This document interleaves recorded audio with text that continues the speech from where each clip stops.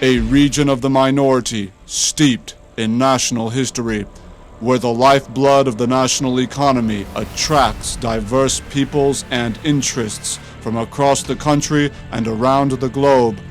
It is here in Nigeria's bustling Niger Delta region that we observe and incisively diarize life and activity in this fast-expanding region facing peculiar human and socio-economic challenges. We assess local industry. We hear directly from the people affected by decisions, and we question the decision makers empowered to serve and protect them. I am Ajuri Ngelale, and it is my honor to present to you a diary from the Delta. Exclusively on AIT. What were once clear waters, inhabited by fish, which predominantly made up the economy of Ogoniland, are now opaque, black, and slick waters, after decades of oil pollution gone unchecked. I am Ajuri Ngelale, and I assess the state of oil pollution in Ogoniland in this entry in my diary from the Delta.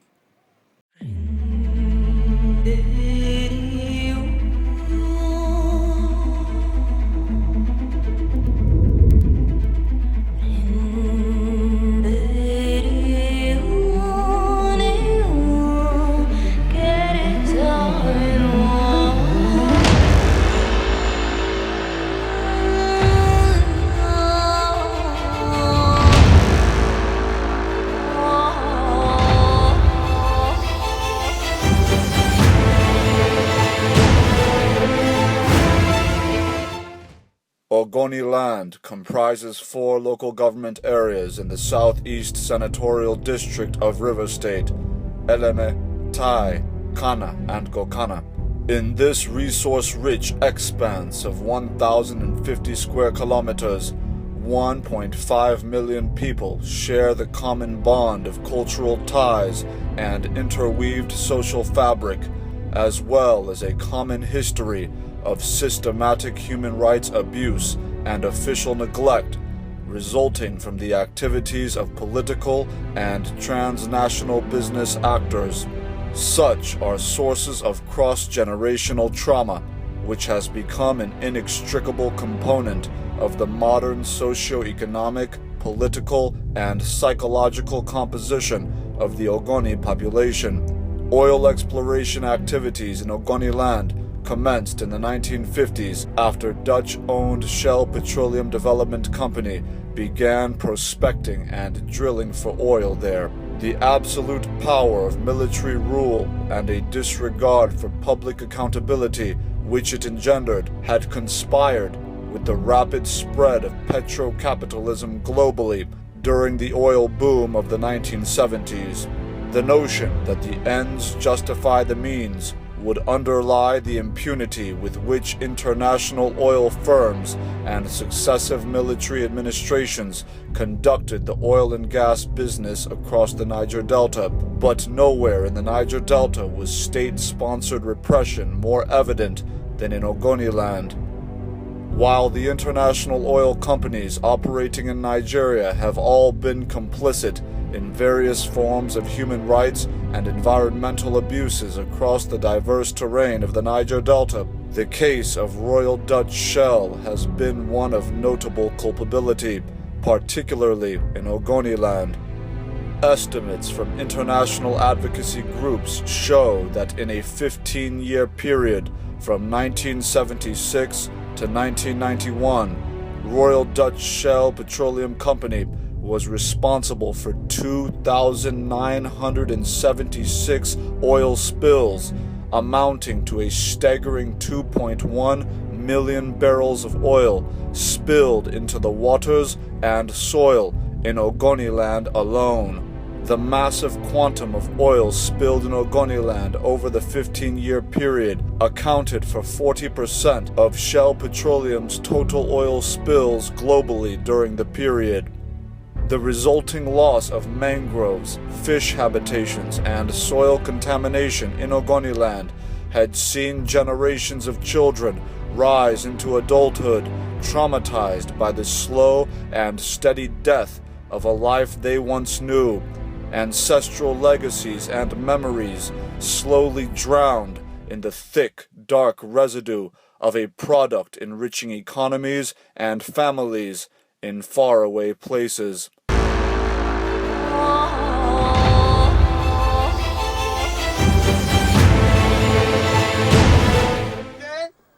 Through political marginalization, they have driven certain people to death. In recovering the money that has been stolen from us, I do not want any blood spilt, not of an Ogoni man, not of any strangers amongst us. We are going to demand our rights peacefully, non-violently, and we shall win. Hurt and infuriated by decades of silenced oppression and official conspiracy, Ken Saro-Wiwa and his movement of the survival of the Ogoni people, MOSAP, confronted former military president Ibrahim Babangida in October 1990 with demands for environmental and social justice, in addition to political and economic emancipation, as stipulated in the Ogoni Bill of Rights. As the MOSAP leader languished in detention for months in 1992, socio-political tensions across the country steadily rose to a crescendo in 1993 after Ibrahim Babangida annulled the presidential election victory of Chief MKO Abiola. Following the eventual departure of Ibrahim Babangida and the subsequent overthrow of Ernest Shonekan's interim government, former head of state General Sani Abacha would enter power amidst pan-Nigerian turmoil. Preferring to be feared rather than admired, General Abacha was met with increasingly popular protests led by MOSAP, which were designed to stop contractors from laying a new pipeline for Shell in Ogoniland following decades of malpractice. Disinterested in negotiation, Nigerian military men and policemen were deployed and subsequently raided Ogoniland in 1993 and 1994 to quell the unrest.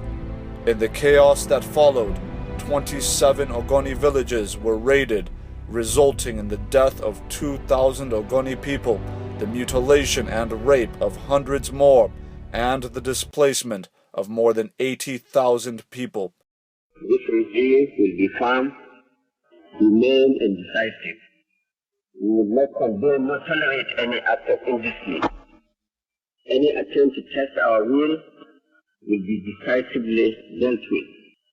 Long live the Federal Republic of Nigeria. After a short trial by military tribunal, Ken Saro-Wiwa and 8 other MOSAP leaders were executed in Port Harcourt on November 10, 1995. Since the return of civilian rule in 1999, the unwillingness of international oil companies to execute cleanup operations in oil spill sites persists. As an example, Shell currently operates around 50 oil fields and 5,000 kilometers of pipelines in Nigeria. Much of them are aging and poorly maintained.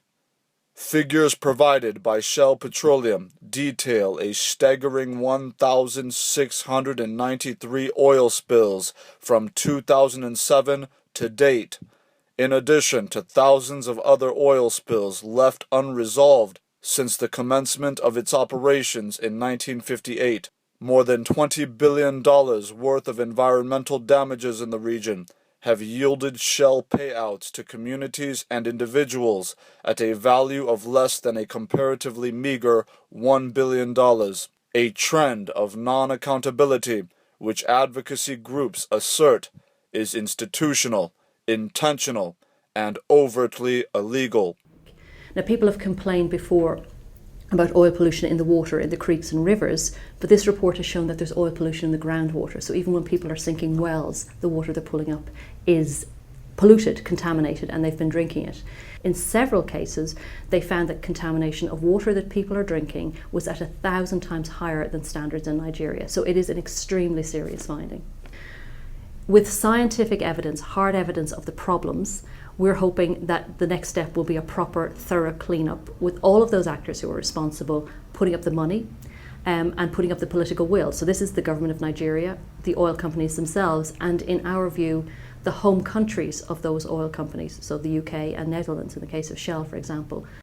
The two spills that Shell have admitted liability for, which are in Ogoniland, at Bodo in Ogoniland, are effectively a drop in the ocean compared to what has happened over the whole of the oil producing areas of the Niger Delta over half a century. And certainly, while illegal activity is part of the problem, Shell has tried to make it sound like it's most of the problem and thereby evade accountability and responsibility. Shell's practice in the Niger Delta, it almost certainly would never get away with that if it was operating in the Netherlands or Norway. It gets away with very poor practice in relation to cleanup in the Niger Delta because the Nigerian regulators are so weak. And again, this is another thing that the UN report has confirmed. The regulators in Nigeria are not able to do their job properly. They're dramatically under-resourced. There are immediate emergency measures, there are long-term measures, and cleanup would take a long time, but it needs to start. We need to start somewhere, but it needs to be thorough, independent, and take into account the impact that this pollution has had on people for many, many years.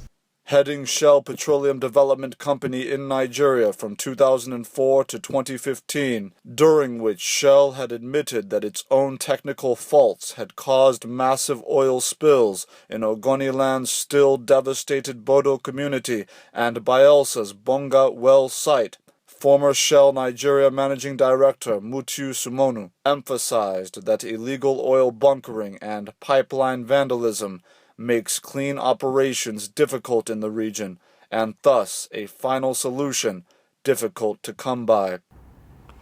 All spills are bad, and we are determined to do everything within our control to reduce operational spills. What is happening in Ogoniland is, however, not typical of the rest of the Niger Delta. SPDC stopped producing oil in Ogoniland in 1993 and shut down all production there because of threats and violence against our staff and facilities. Until effective action is taken to curb all illegal activities there, there's little that can be done to bring an end to the problem of spills. We are talking with our partners, government and NGOs about how to solve this problem. And SPDC will work with the Nigerian government on the next steps to help clean up Ogoniland. While accountability is not known to be historically characteristic of Nigeria's oil and gas industry, attempts to assess environmental pollution issues which predate Nigeria's independence have been undertaken. Over the course of 14 months of pollution site evaluations, surveys, reviews of thousands of medical records, and hundreds of community engagement meetings, the United Nations Environment Programme, UNEP, compiled a report detailing the true impact of 50 years of oil pollution in Ogoniland, along with remedial recommendations, finding that a full cleanup of Ogoniland will take 25 to 30 years, and coordinating the project on the ground was Mike Cowing, who noted that the severity of conditions on the ground surpassed even their worst projections. The geographical nature of the problem, the extent of the oil impact on virtually every facet of life and community and the environment of Ogoniland. So I think it's fair to say that I underestimated the level of the problems and the challenges in Ogoniland when I first went there. But then it's an environment within which in a short period of time the enormity of the problems became apparent quite quickly. The assessment itself, which was looking at oil impacts simplistically within Ogoniland, clearly had its origins and its roots within the community itself, who had, I think, lobbied quite long and hard for an independent assessment to be done from a credible third-party organisation. So we really saw the project as being led by the community and responding to the demands of the community.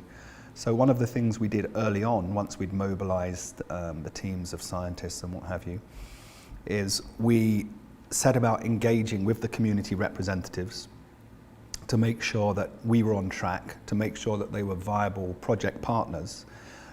We did that through various techniques, one of which was the establishment of a community consultation committee, which met on a regular basis, as a minimum on a monthly basis. That was a large committee comprising representatives from the various different communities within Ogoniland and representing the different structures within the community. So we had youth, we had elders, we had women, decision makers, religious leaders. So it was really a mosaic of the very many different individuals and groups within the Ogoni community.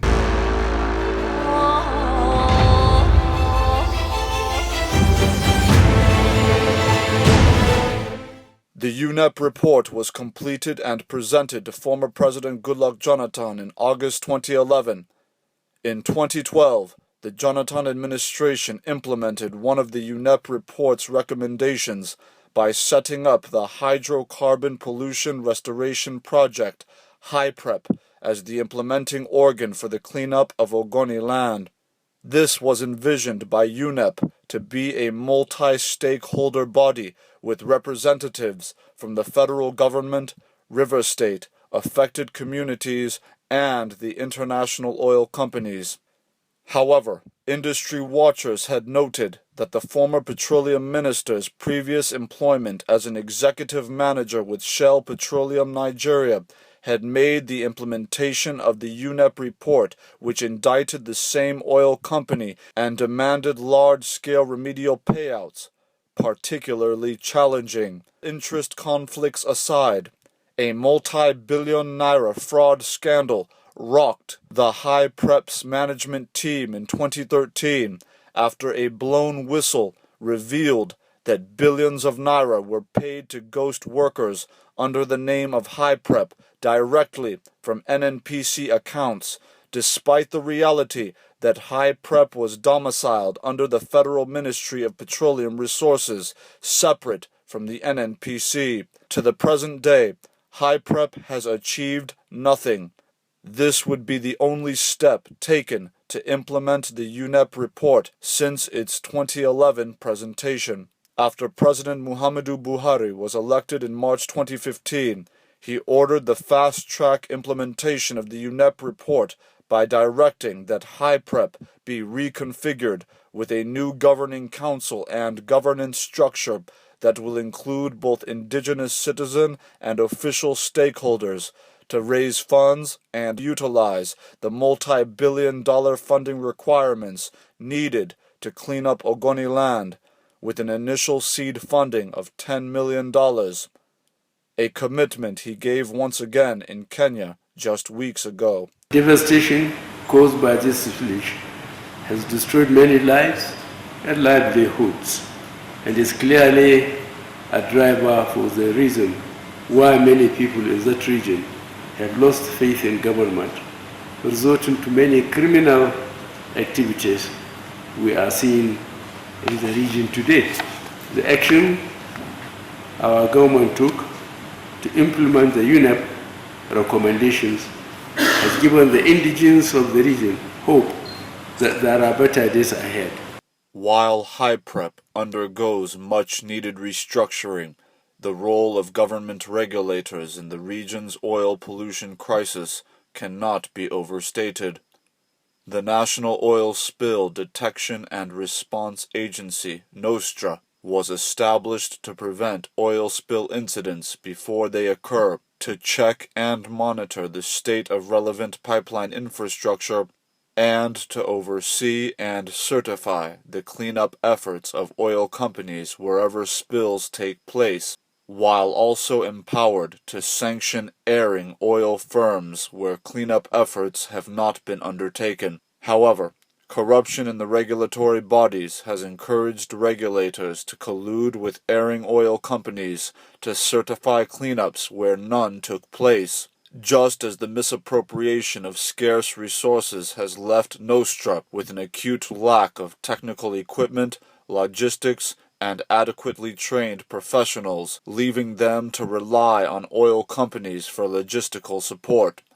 The UNEP report exposed the weaknesses of key regulators in the fight against pipeline vandalism and corporate abuses. The absence of such institutions on the ground in Ogoniland has left a fertile ground for oil thieves and illegal refiners.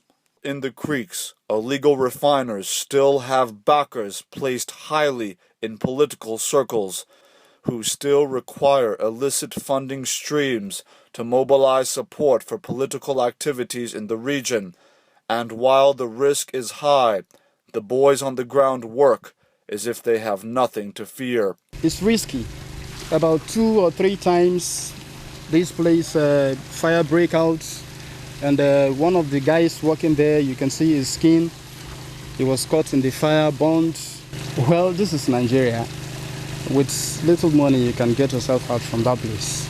They know that we are suffering. We are doing this as a result of poverty caused by unemployment. They know this fact, and that is why when we cry to them, they release whoever they arrested from the community with little money to build them.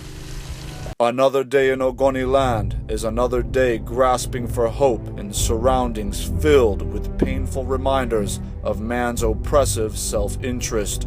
If empathy is a measure of man's contact with his own soul, petrocapitalism and a merciless greed for power and money has rendered too many of the Niger Delta's ruling class of elites out of touch with not only their people, but perhaps most frighteningly, detached from the intangible soul that once bonded them with the commoners they have since forgotten. I am Ajuri Ngilale, signing off.